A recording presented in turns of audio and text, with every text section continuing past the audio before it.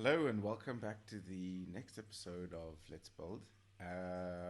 So last week I said that we would be going through a little bit of the mind map exercise, and this is just an idea which helps you expand a little bit more on your base idea, whatever that may be, and it'll allow you to just get some of that stuff out of you.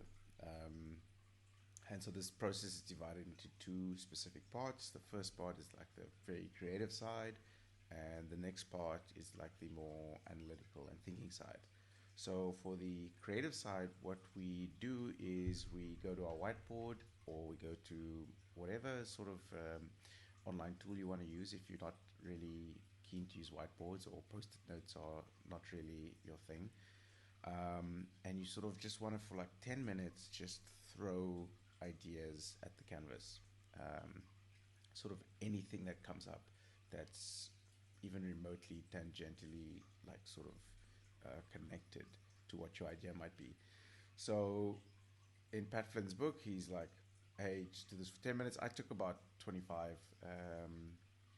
And he has some examples which sort of like I was like, yeah, of course, I should probably include something similar to that in my idea. But the whole idea is just for a short period of time, just throw ideas out at whatever canvas you have.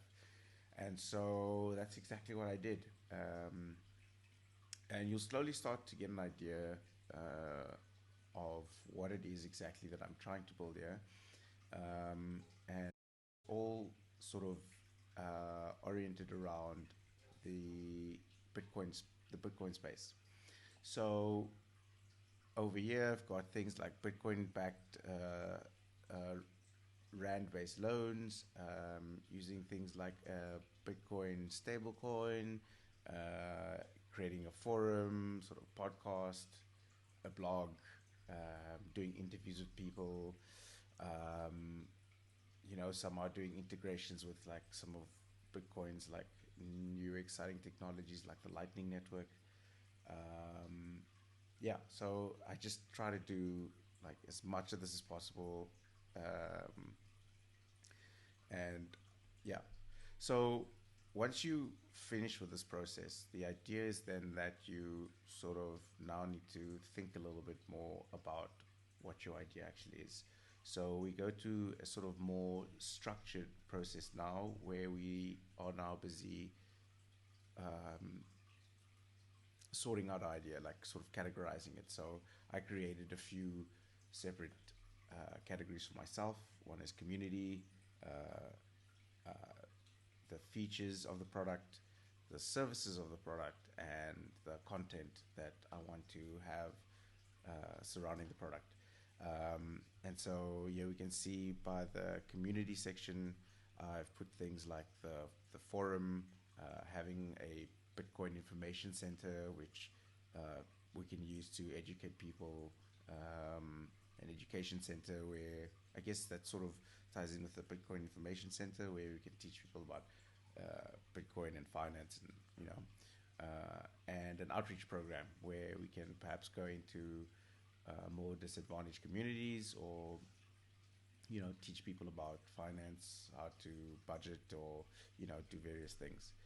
um, and then on the features, we I grouped some of the features that I spoke about just shortly, where we uh, these are like features around the product, where you know I guess things that might, in my mind, excite people into using the product.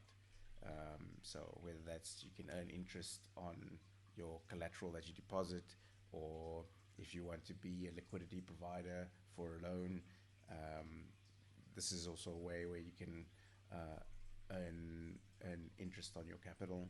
Um, and then the content, I've grouped the podcast, the interviews, and the blog there. And then under the services, I've put down all the services that the company would offer. So whether that's yield on your deposits, maybe doing some payments, maybe the Rand-based stablecoin, the peer-to-peer loans, the Bitcoin-backed Rand loans, or even doing something simple like Lightning network-based payments for merchants. So this is just the part of the exercise where you are now sort of grouping your ideas together. But this isn't the final form of what you want to put out there. Um, just like when you go through the process of developing software, you always have like these features that come in, and then there's another feature, and then there's another feature, and then you sort of have this feature and scope creep that might not necessarily be necessary for you to start your business and get it up and running. And so the next process that we go through from here is sort of pruning everything out and just leaving the sort of core ideas or the most important ideas of the business that you think are necessary for the product to grow. And this is useful. It helps like you maintain focus. It allows you to test your product in the market quicker, and you can use this to iteratively work on your existing ideas. And if your ideas are successful, you can slowly start integrating some of these ideas on the whiteboard that aren't necessarily some of your core features that you want to work on.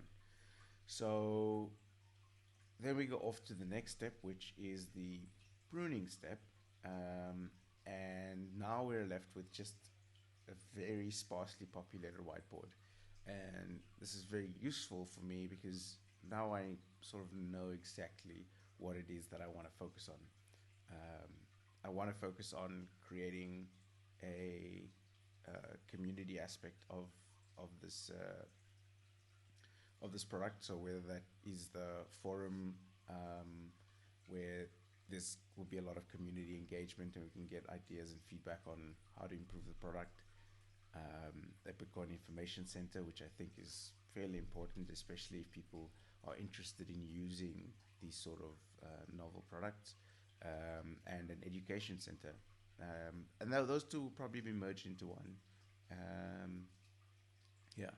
The content, I primarily want to do podcast format, so maybe an extension of what I'm doing right now. It's already an essential part of this process where both uh, you, the audience, and myself are working on this journey in building this product together. And so it's something that I feel is very important and needs to be incorporated as part of the journey. And in terms of the features, I've stripped it down. Well, let's go to services first. The services, I've just basically limited what we're doing to the Bitcoin backed loans for rands. And the features then are all limited to surrounding this one core service. And if this works out, I'm very interested to expand the sort of services and feature set to mirror what I had on the previous slide. I'm very passionate about these ideas and I think they are extremely important.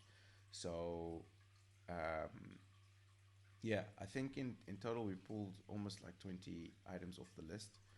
I have like quite a few post-it notes here on the side that aren't going to be discarded. They are going to be kept on a sort of product backlog that we will eventually start looking towards after refining our ideas some more, getting some feedback, maybe checking in with the forum as time progresses and seeing how the community wants to engage and evolve. Um, yeah, so yeah, that was a fairly short one. And yeah, I'm kind of excited to go to the next step already. So I look forward to sharing that with you in the next one. Thanks. Bye.